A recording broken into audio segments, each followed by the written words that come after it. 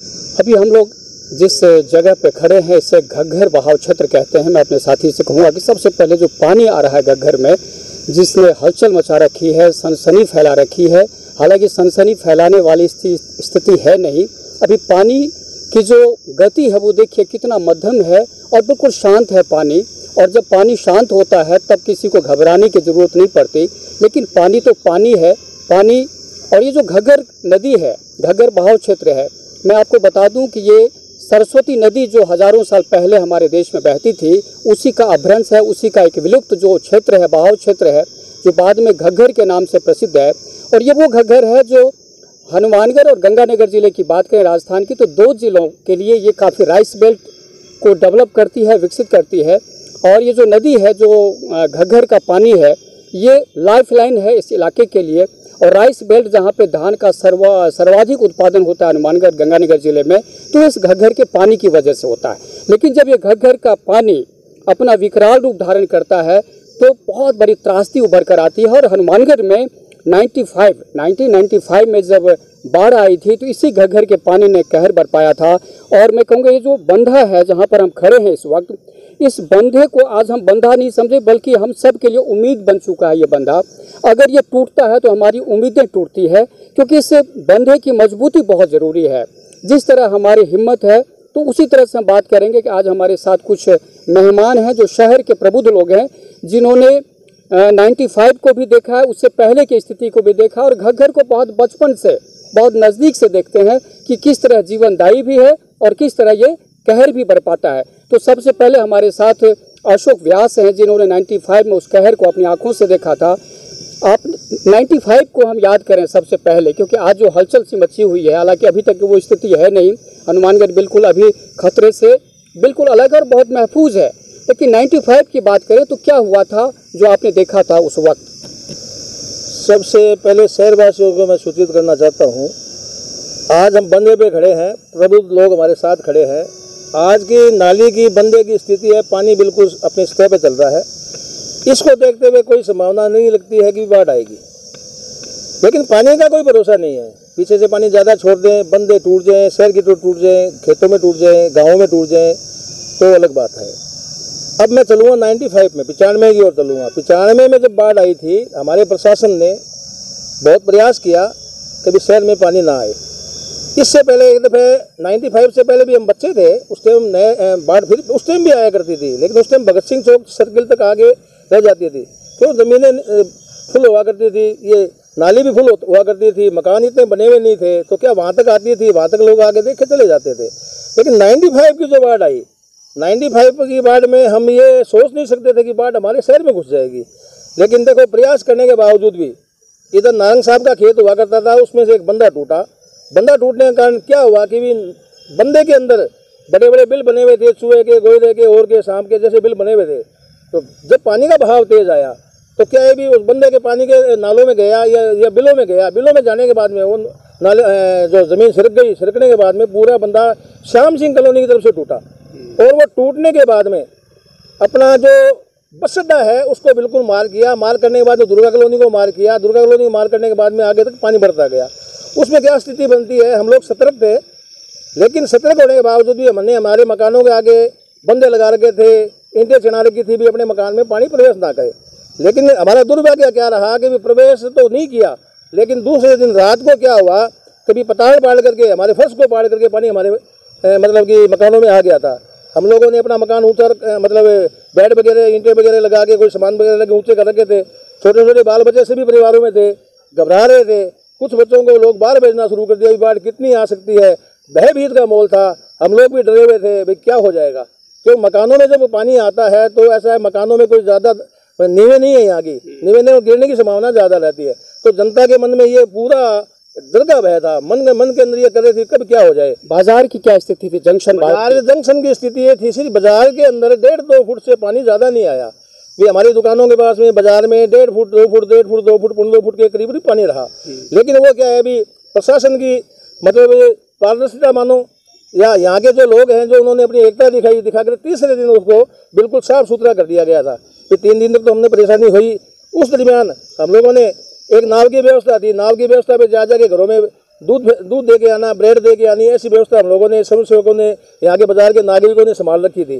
तो लोगों की सहायता करने के लिए वो चीज़ थी। लेकिन पानी मेरे ख्याल से क्या गोडे से ऊपर नहीं था, मतलब 1.5 फुट से ऊपर पानी का हिसाब किताब नहीं था। लेकिन तीसरे दिन क्या हुआ, बिल्कुल साफ सुथरा करने के बाद में कुछ राहत की सांस मिली। लेकिन आज 28 साल हो चुके, 28 साल में हमारे मकानों की आज भी वो स्थिति है कि मकानों में सिलन आना, मकानों की मतलब फर्श बढ़ जाना, स्थिति बरकरार बनी हुई है। चलिए, हमारे साथ गुरुदेव सैनी है जो उस वक्त प्रशासन में थे और आज वो खबर बताते हैं सबको। तो गुरुदेव जी, आप उस समय प्रशासन में थे जब बाढ़ आई थी 95 में, तो क्या कुछ व्यवस्थाओं का किस तरह से स्थिति क्या थी उस वक्त? अभी मेरे साथियों ने बताया कि कोई खतरा नहीं है, लेकिन पंजाबी में कहावत है कि आग पानी कुत्ते दा बसा न करिए सुत्ते दा। मतलब इसका कोई बसा नहीं है, कब पीछे से ज्यादा आ जाए और अपने को पता नहीं चलता, रातों रात पानी आ जाता है।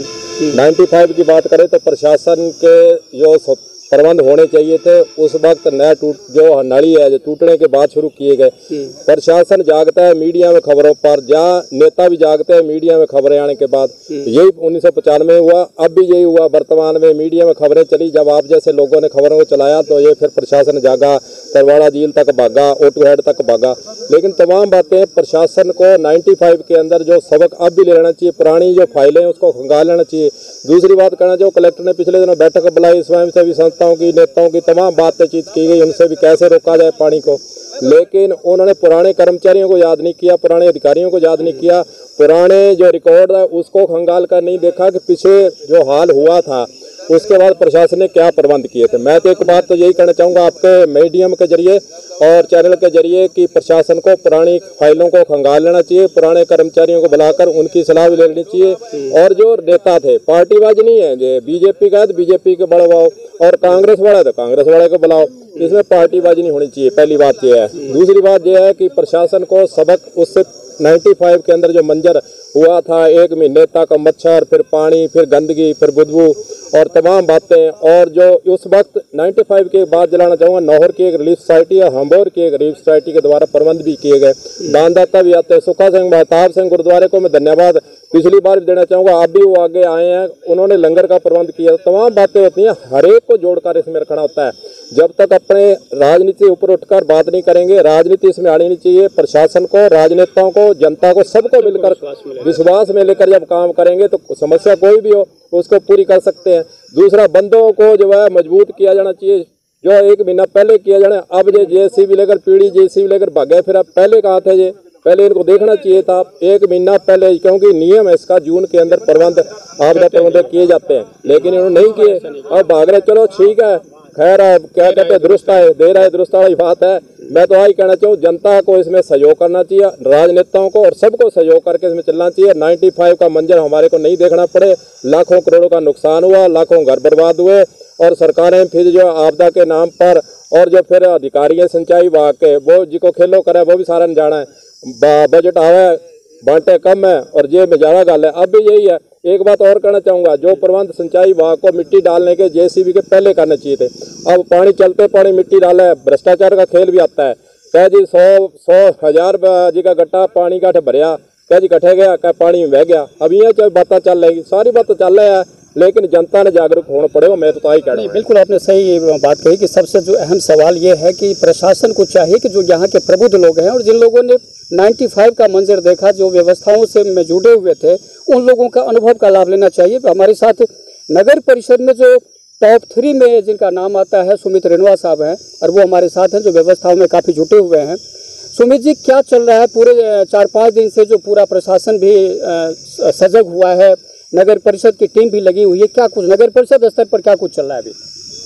पूरी जो हनुमानगढ़ का जिला प्रशासन है, इरिगेशन डिपार्टमेंट में जो भी अधिकारी हैं, चीफ इंजीनियर तक, हमारी जो कलेक्टर महोदया हैं और नगर परिषद के जितने भी जेईएन हैं, एक्शन सुभाष जी बंसल के नेतृत्व में, बिल्कुल तीनों जो ग्रुप्स हैं ये आपस में कोलैबोरेशन से पूरी तरह मुस्तैद हैं।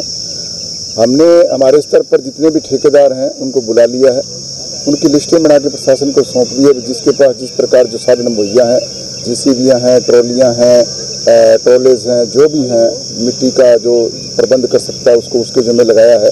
करीब 2 से 3 लाख जो बैग हैं वो हम नरेगा का सहयोग लेकर जगह जगह उनको भरवाया जा रहा है, ताकि ज़रूरत पड़ने पर ये जो बंदे लगे हैं उनको अगर मजबूती देनी पड़े या कोई ऐसा एरिया रोकना पड़े या कट लग जाए तो उसमें फटाफट उन गड्ढों से कट को बंद किया जा सके, उसके लिए ये प्रयास नगर परिषद द्वारा किए जा रहे हैं।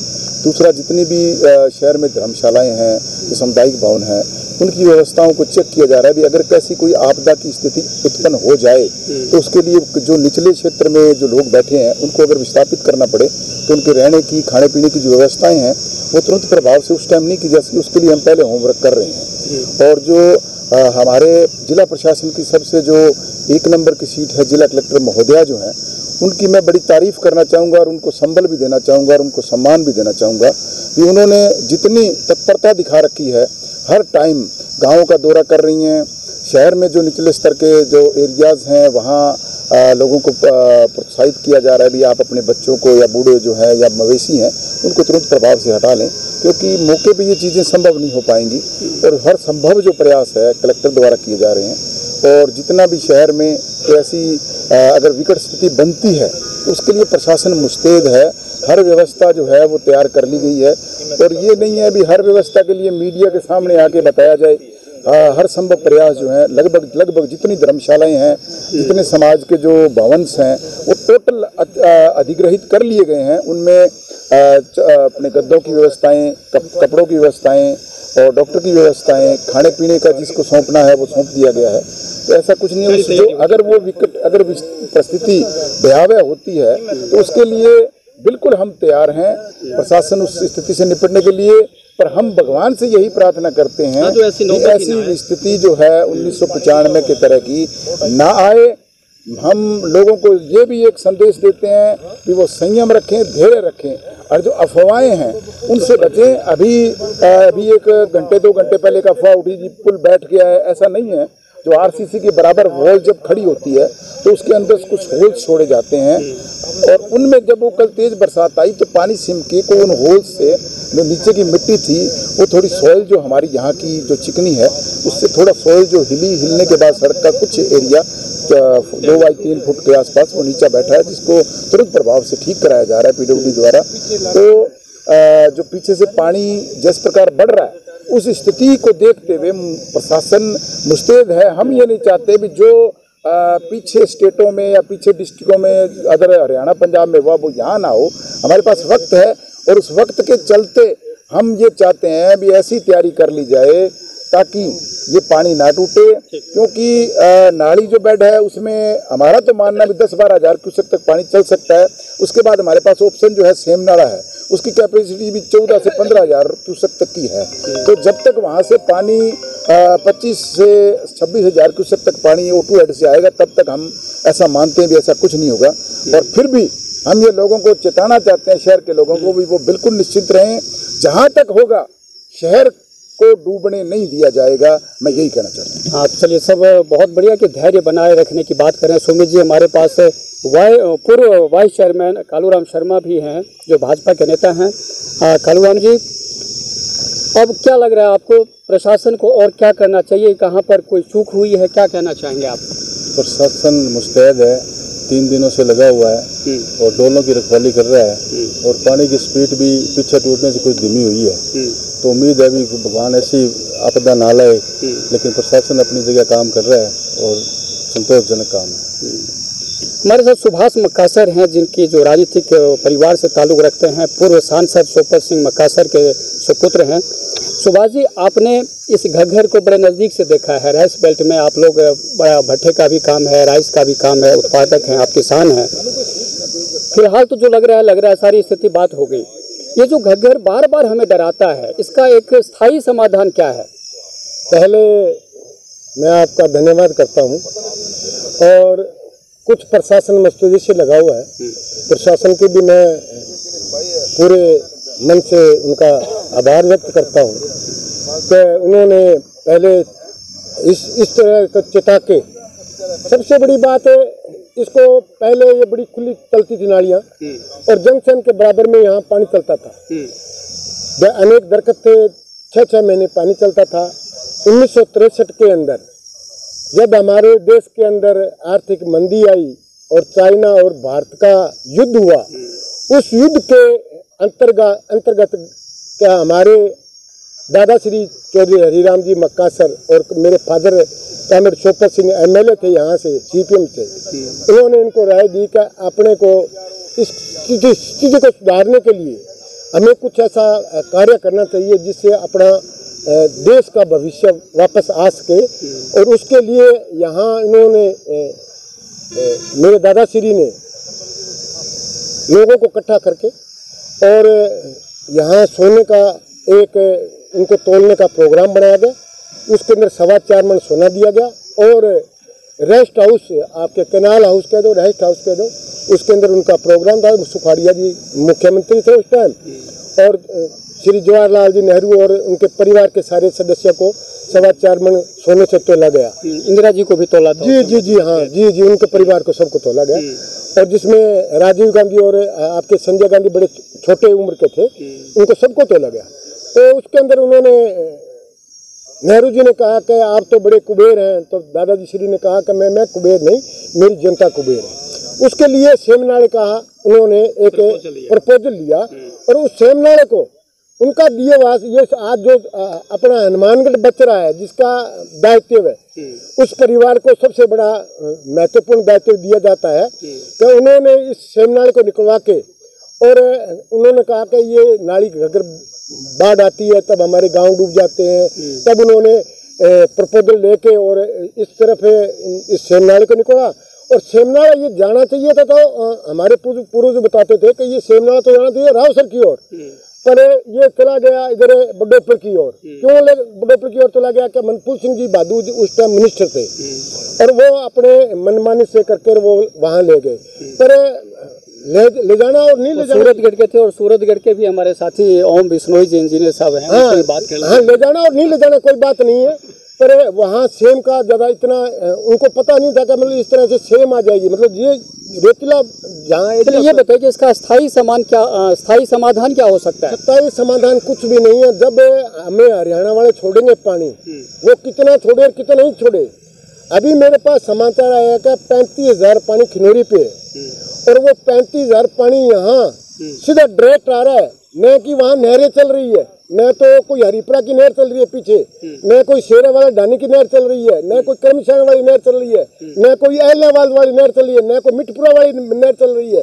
ये सारा पानी इधर उन्होंने खोल दिया है, क्योंकि वहाँ भी वो हरियाणा वाले वो कहते हैं कि अगर हमारे यहाँ रणजीत जी चौटाला वहाँ आए हुए मिनिस्टर हैं, चौटाला साहब, और वो आए हुए हैं, वो कहते हैं कि ये सरसा डूब जाएगा तो हमारे पास कुछ भी नहीं रहेगा।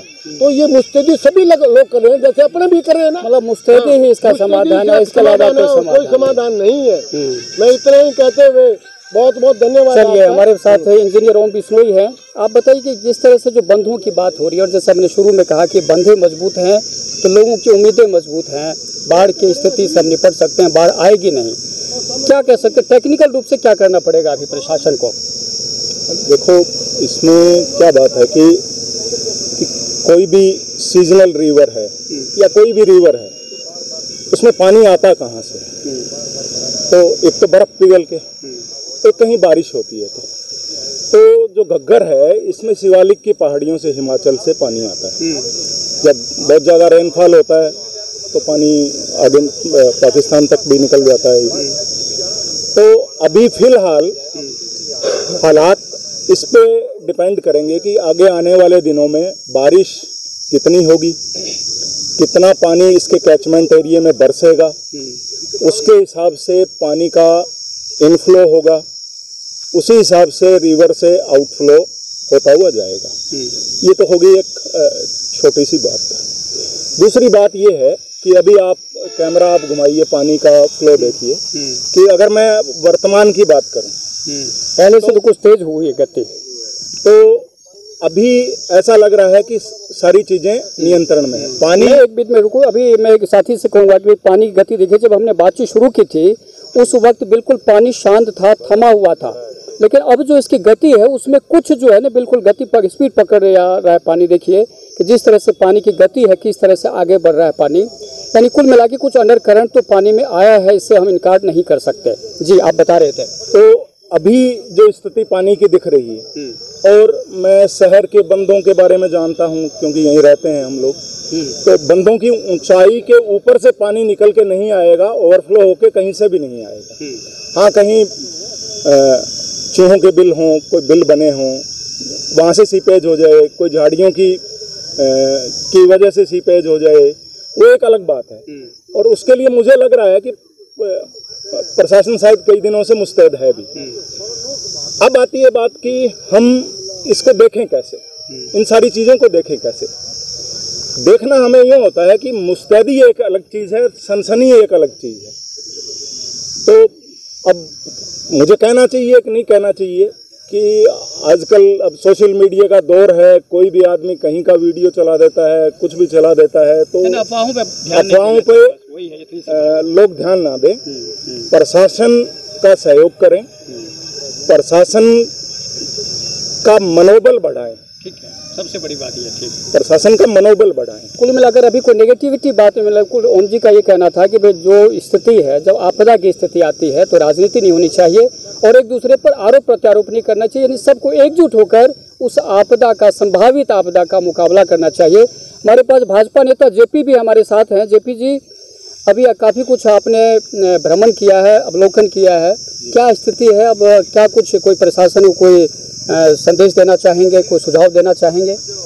देखिए भाई साहब, जैसे कि आप देख ही रहे हैं, अभी प्रशासन लगा हुआ है, पानी भी आ ही रहा है, बढ़ रहा है, लेकिन मुख्य जो समस्या मुझे पिछले दिनों में लगी वो यहाँ केली की समस्या है। यहाँ भी तो जहाँ अपने खड़े हैं यहाँ केली थोड़ी मुझे कम दिखाई दे रही है, लेकिन 2 KNJ के पास अगर आप जाएं, आपसे अभी मुआयना कर लें, वहाँ छोटा सा काज भी बनाया हुआ है, लेकिन उसके साथ साथ जो केली लगी हुई है वो बहुत ज़्यादा है। और वहाँ आसपास डाणियाँ भी है, काफ़ी सारी डाणियाँ हैं, 3 KNJ 2 KNJ का एरिया है हमारे हनुमानगढ़ का। तो मैं प्रशासन से पहले ये विनती करूँगा भी एक आम शहर के नागरिक होने के नाते भी जो ये केलियाँ हैं इनको JCB लगाकर इनको निकालें, क्योंकि ये जब केली फंसती है तो पीछे से पानी का अगर बढ़ता है या कोई डाफ जिसको अपने कहते हैं लगती है तो उससे टूटने का खतरा बढ़ता है। केली एक मुख्य समस्या मुझे यहाँ लगी हुई। भद्रकाली मंदिर के पास भी कल परसों आपने वीडियो सोशल मीडिया के रूप से देखा, काफ़ी जमी हुई थी, लेकिन वहाँ से निकल गई, लेकिन यहाँ भी 2 KNJ एरिया में अभी भी है। और केली मुख्य समस्या मुझे लगी। बाकी जो इतने समय से पानी नहीं आया उस वजह से बंदे जो है ये कमज़ोर हुए हैं, पानी इनके साथ कभी लगा नहीं। तो प्रशासन को थोड़ा और मुस्तैदी की ज़रूरत है। जी, बहुत अच्छी बात की। और यही हम बार बार कह रहे हैं कि अभी कोई आरोप प्रत्यारोप की बात नहीं, लेकिन बात सिर्फ सुझाव देने की है कि प्रशासन देर से जागा, ये सच है, लेकिन जागा है तो बहुत गंभीरता से जागा है। और इसमें कोई इनकार नहीं कि जैसे कलेक्टर रुक्मणी रियाड़ ने कल सेना के अधिकारियों से बात की और उसके बाद सेना की जो टीम थी वो आई थी और उसने पूरा दौरा किया और उसने देखा कि कहाँ पर क्या हो सकता है, और उसको जहाँ लगा कि नहीं यहाँ पर कुछ निर्देश देने की जरूरत है, कुछ सुझाव देने की जरूरत है, तो सेना के अधिकारियों ने वो भी दिया। और उन्होंने बड़ा आश्वस्त किया कि जब भी एनी टाइम आप याद करेंगे, लालगढ़ यहाँ से दूर नहीं है, लालगढ़ छावनी है यहाँ पर, और वहाँ से सेना भी मदद के लिए आ सकती है। लेकिन फिलहाल जो स्थिति है वो इतना गंभीर नहीं है जितना कि हाय तौबा लोग मचा रहे हैं कि ये हो जाएगा, वो हो जाएगा। हाँ, अलर्ट रहने की जरूरत है। बहुत बहुत धन्यवाद।